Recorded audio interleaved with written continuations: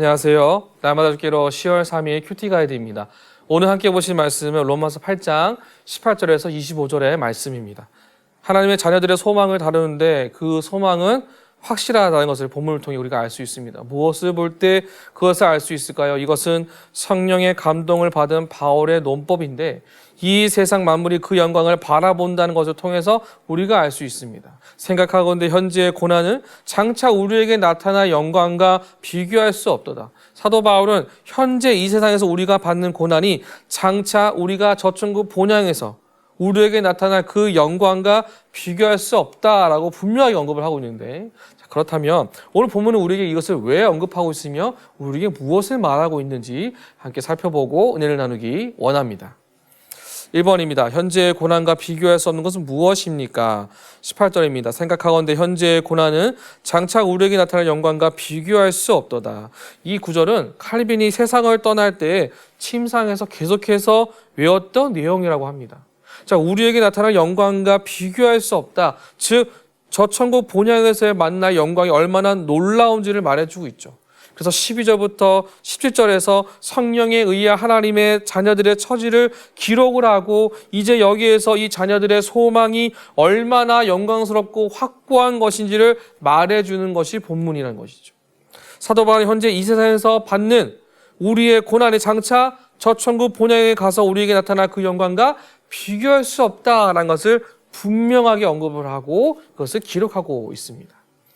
2번입니다. 피조물이 고대하는 바는 무엇입니까? 19절입니다. 피조물이 고대하는 바는 하나님의 아들들이 나타나는 것이니. 피조물은 피조세계의 모든 존재를 말합니다. 모든 금수, 초목, 생물, 무생물 할 것 없이 전부를 가리키는 것을 말합니다. 피조물이 고대하는 바라고 하고 있는데 이 말씀은 그것들이 이렇게 말한다는 것이 아니라 그 모든 것들이 현재 처한 처지가 그렇다라는 것을 말하고 있는 것이죠. 그 처지가 무엇인가? 본래 하나님이 지으셨던 피조물의 영광이 없어진 상태라는 겁니다. 그것을 뭐 한대요? 고대한다라는 것이죠. 즉 고생스레 기다린다고 말을 하는 것이죠. 이 모든 피조물들이 더 좋은 세상, 하나님의 영광을 바라보며 살아가게 될 것이다. 그것을 고대하고 기대한다라는 것이죠. 3번입니다. 피조물이 함께 겪고 있는 것은 무엇입니까? 22절입니다. 피조물이 다 이제까지 함께 탄식하며 함께 고통을 겪고 있는 것을 우리가 아느니라. 성령을 받았다는 말을 왜 성령의 처음 익은 열매라고 받았다고 합니까? 성령의 처음 익은 열매는 우리가 현세에서 받은 성령을 가리켜 말하는 것입니다.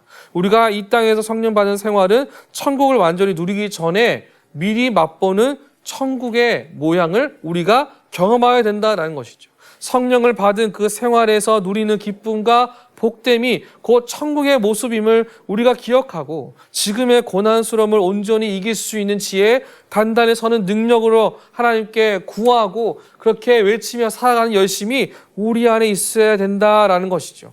그래서 고통을 겪고 인내하고 승리하는 것이 우리 안에 필요한 능력인 줄로 믿습니다. 4번입니다. 성령의 처음 입은 열매를 받은 우리도 탄식하며 속량을 기다린다는 말씀은 무엇을 의미하는지 묵상해 봅시다. 23절에 중간부터 보시면 처음 익은 열매를 받은 우리까지도 속으로 탄식하여 양자될 것 곧 우리 몸의 속량을 기다리리라 라고 말씀하십니다. 우리는 지금 하나님을 믿고 주 예수 그리스도의 십자가를 붙잡고 살아가는 삶을 결단하고 다짐하였습니다. 말씀을 믿고 살아가고 있습니다. 그렇다면 우리는 벌써 양자가 되지 않았나요?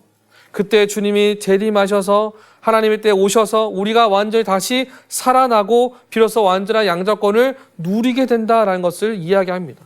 그래서 우리도 탄식하면서 우리의 몸의 속량을 기다리는 은혜와 지혜가 필요하다라는 것이죠.